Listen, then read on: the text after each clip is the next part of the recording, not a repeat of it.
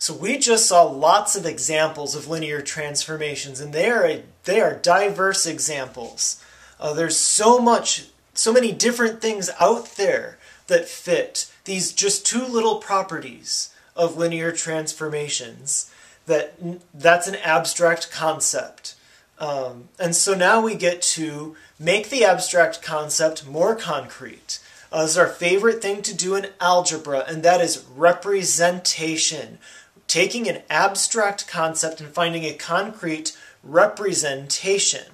And so we're going to find that just like we could represent vectors in terms of Rn, or as a list of coordinates, we can do the same thing with linear transformations, where we represent a linear transformation as a matrix. So to build toward that, we're first going to talk about basis, because remember that fundamental theorem of vector spaces, that every vector space has a basis. That was our theorem that allowed for that unique representation.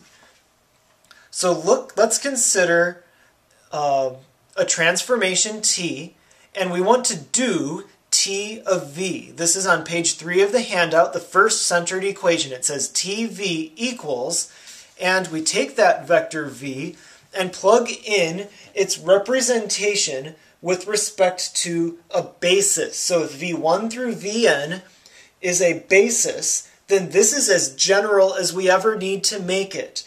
And so we have a sequence of alphas that are the coordinates that describe any vector V. So this is general, and if that's what our W is, then we can use just one line the properties that T is linear, meaning that we can split T into each term and that the alphas come outside. So just because T is linear, that bare bones definition of just preserving sums and scalar multiplications, one line allows us to represent W. The new vector W can be represented in terms of the T's. It's with respect, or it's of the basis elements from V. So we actually get for free a basis for the output set, for the output space W.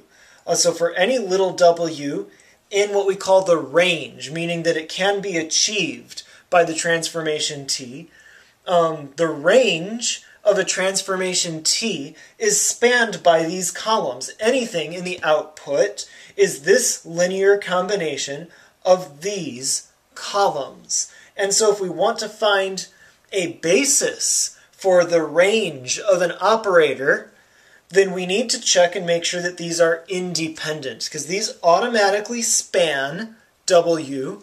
And if these are in fact independent, which sometimes they are, sometimes they're not, but if they are independent, then this is a basis for W. If they're not, then we reduce them, or we take away enough of them until we get down to an independent set. If these are a basis, the vocabulary word for that is called isomorphism. Because if these are a basis, that means that the dimension of W, the dimension of the range, is the same as the dimension of the input space, the V's. If there are n of these, but also these are independent, then there are n basis vectors for both the input and the output space. There's a very good example of an isomorphism next.